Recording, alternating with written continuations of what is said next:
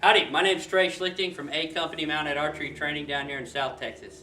I'm here today to talk to you about saddle seat and position, and the best saddle seat and position for shooting platform on a horse. It's important to realize that when you travel abroad and when you go around and practice this sport, that it's hard to take your horse along. You're going to fly to Germany, you're going to borrow the horses in Germany. It's the culture of the sport that when people come and visit you, that you loan them a horse. You're going to make sure that horse has a saddle that fits the horse, and the rider's just going to have to deal with it. So as a mounted archer, it's important to have the idea of how to deal with it and have a game plan and tools in your toolbox in order to accompany that. Most everywhere you go in the world, about 50% of the saddles you're going to find are an English saddle. This is an English all-purpose jumping saddle. You'll find dressage saddles, but you're going to find an English saddle of some sort. If you're sitting in this kind of saddle, most of us, and depending on your level of expertise in riding, are going to want to stay deep in the seat, stay in contact with the horse. And that's something to keep in mind when you're talking about seat position and saddle. How do you decide which position do you want? And so I say you got to go by the saddle that you're in and then by the horse that you're given. They're not going to keep giving you other horses. So eventually you're going to have to take what they give you and make it work. And so then what I want to talk to you today about is how to make it work. Say for instance, you're given a horse that's a little skittish, maybe one that's young or just sensitive. You're going to want to sit deep in that saddle and stay secure. You're going to want to stay balanced. If you lean too far forward, you're going to ask the horse to go faster. If you lean too far back, you're going to take the horse and take him out of balance. I can't tell you how many videos I see where the mounted archer leaned over the horse's neck or focused all their energy into the bullseye. That's wonderful. That's what you have to do as an archer. But we need to put the horsemanship back in horse archery, and we need to keep the equitation, because what we're looking for is a partnership with the animal we're riding, and we're looking to get in rhythm. So I think that we need to take a stop and think about the animal that we're riding and put them first. Easiest way to put them first is stay balanced in your riding. Keep your shoulders, your hips, and your ankles, try to keep those in a line as best you can. If you feel like you're off balance, get back in balance. If you put too much weight to the right, you're going to ask your horse to come underneath you to the right. If you do it to the left, it'll be the same thing.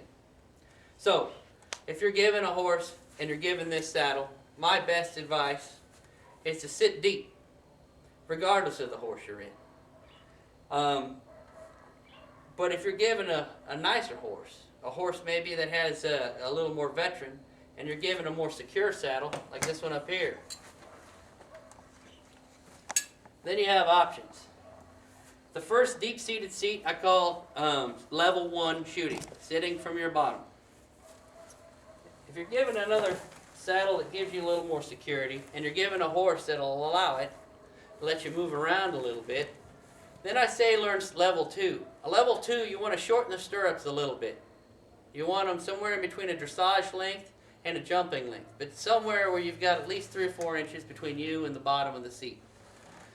Then, when you're riding, specifically if you're shooting front shots and back shots, a Hun or a 2-shot Korean or anything that pops up, this allows you to pop up real quick, shift your body weight for a front shot, then slip back down for the side shot.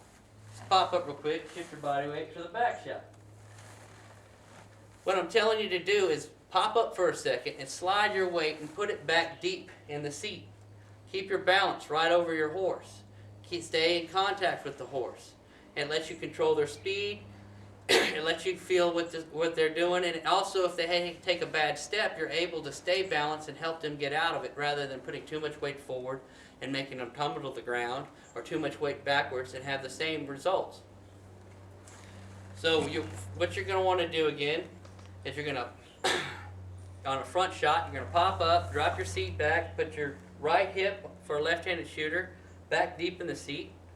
You're going to hit your anchor, and look, you get to twist your hip, orient your body right towards the target where you're looking at. Your energy and your focus is more in the bullseye. Also, because you're twisting your hips, your draw length is going to stay the same through the shot. Then you drop back down to a side shot. You pop back up, put your left hip deep in the seat, right back here, and then it orients your hip right back to the back shot. So now we move on to level 3 shooting. On a level 3 shooting, it's a modified standing.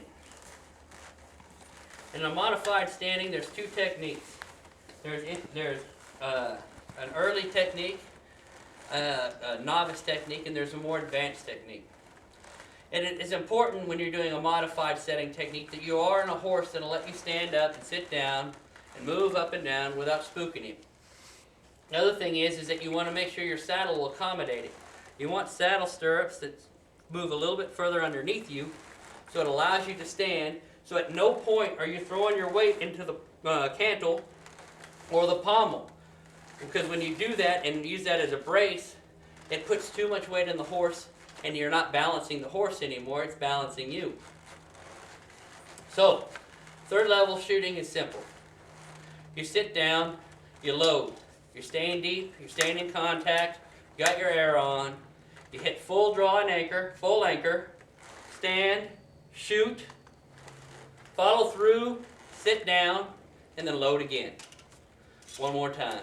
Then you hit your full anchor, stand, shoot, release, follow through, and sit down and load again. For a little bit more advanced technique on 3rd level shooting, what you'll do is you'll start to draw halfway here, and then stand as you hit full anchor, release, follow through, sit, and do it again. On this takes a little bit more practice, and that's why it's a little bit more advanced. And so you'll hit your full anchor at the very top. That means that you're standing for the least amount of time. The advantage of standing is that it takes the shock out of the horse and the oscillation and the bounce out of your arm. It lets you stay steady on the target. So, the next level is the 4th level. 4th level shooting requires a veteran horse or a horse that'll let you move around on them a little bit. It also, more importantly, requires a saddle that is designed for you to stand in it. This is an A Company custom saddle. It's designed with the stirrups set back. It's a military saddle.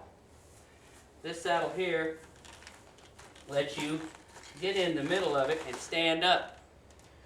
For 4th level shooting, you do the whole ride on the 90-meter course, the 150-meter course, 180-meter course, standing up, legs slightly bent, balance center over the saddle.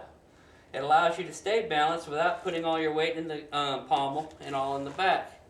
You can use the McClellan, a Grimley. There's several different types of military saddles, and all of them pretty much let you have a standing seat. And in this case, you're going to do the same thing. You're going to lean, you're going to drop, and you're going to lean. It'll let you stand up. This is the most common way to shoot to where it makes it just like you're standing on the ground. Again, we've got 4 different options. You got 1st level shooting, deep-seated shooting. You got modified deep-seating shooting, that's 2nd level. On 3rd level, you have modified standing, and on 4th level, you have standing. You want to make sure that you know how to do them. You want to make sure you do it on safe horses, and you want to make sure that you have these in your toolbox. So if you're given the saddle that requires a certain seat, you already are a veteran at it. And if you're given a horse that needs a little bit more support, you might want one of these 1st or 2nd level. But if you're given a horse that'll let you stand and a saddle let you stand, it gives you that option as well. Thank you very much. Check us out on horsearcher.com.